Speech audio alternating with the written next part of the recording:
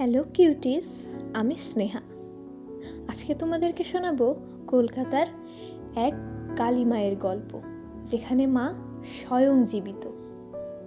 কলকাতার জীবন্ত কালী, যার পুজো হয় অন্ধকারে, আর যার পছন্দের খাবার দুমুঠো আতপ চাল আর কাঁঠালি কলা।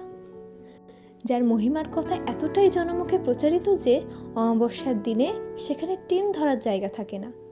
আর হবে নাই বা কেন? এমন সুন্দর কোমল হাসি মাখা মুখ দেখে অনেকেরই অনেক কঠিন অসুখ সেরে গেছে, কিংবা কেউ ফিরে পেয়েছে তার জীবন। যার শুধু দর্শনে সেরে ওঠে কালসর্প ও মাঙ্গলিকের মতো সমস্ত জটিল গ্রহদশার, তিনি হলেন মা শ্যামসুন্দরী। আর মা যেহেতু এখানে 5 বছরের ছোট্ট কিশোরী রূপে পূজিত হয়, তাই ভক্তরা তাকে ভালোবেসে চকলেট, বিস্কুট এ সমস্ত দিয়ে থাকেন। কথিত আছে সমস্ত ভক্তগণও নাকি কালী মায়ের উপস্থিতি টের পেয়ে থাকে।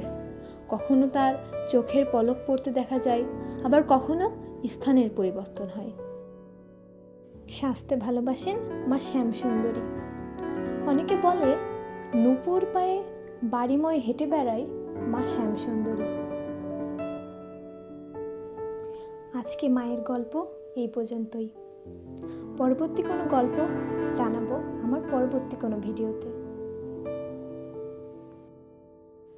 মায়ের পরবর্তী গল্প এবং পরবর্তী ভিডিও না আসা পর্যন্ত আজকের শ্যামসুন্দরী মায়ের এই সুন্দর ছবি আঁকার ভিডিওটা তোমরা উপভোগ করতে থাকো।